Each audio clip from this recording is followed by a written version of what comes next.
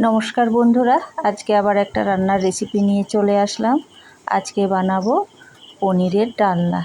এখানে 200 গ্রাম পনির ম্যাশড করে নিয়েছি।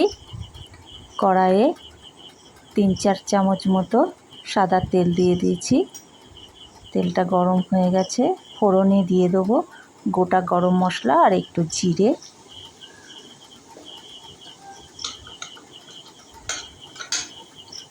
দিয়ে দেবো একটা তেজপাতা আর শুকনো লঙ্কা। ফোড়নটা একটু ভেজে নেব।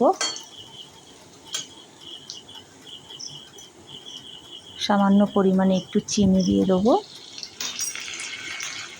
চিনিটা দিয়ে ফোড়নটা একটু ভেজে নেব। দিয়ে দেবো একটা বড় সাইজের টমেটো কুচি করে কেটে রেখেছি। টমেটোটা ভেজে নেব।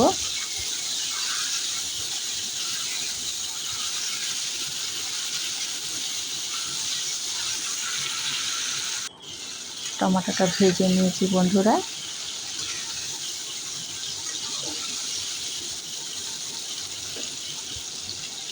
এবার দিয়ে দেবো নুন, হলুদ পরিমাণ মতো, একটু কাশ্মীরি লঙ্কার গুঁড়ো, ধনিয়ার গুঁড়ো 1 চামচ আর জিরের গুঁড়ো 2 চামচ।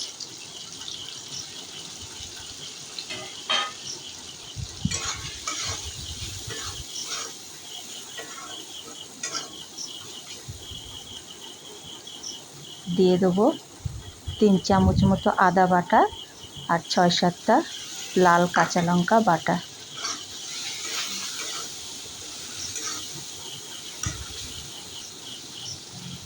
সামান্য একটু উষ্ণ গরম জল দিয়ে মশলাটা ভালো করে কষিয়ে নেব। মশলাটা ভালো করে কষিয়ে নিয়েছি বন্ধুরা। কত সুন্দর কালার এসছে দেখো।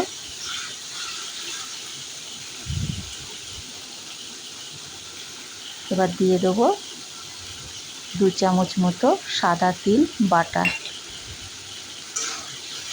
একটু নেড়ে নেব তিল বাটা দিয়ে।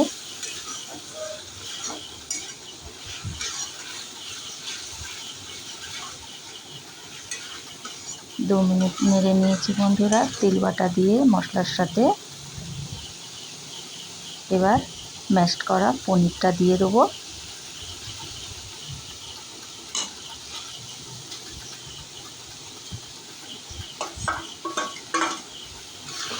মশলার সাথে একটু নেড়ে নেব পনিরটা।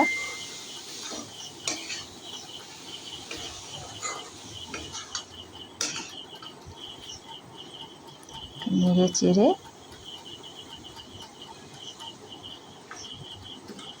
উষ্ণ গরম জল দিয়ে দেবো পরিমাণ মতো, বেশি দেব না, কারণ হালকা হালকা গ্রেভি হবে, সেই বুঝে গরম জলটা দিতে হবে।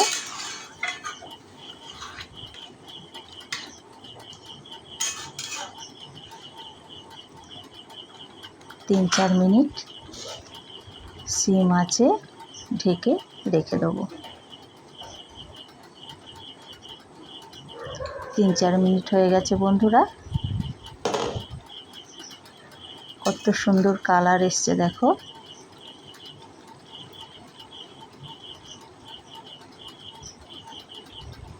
পনিরের ডালনা রেডি বন্ধুরা।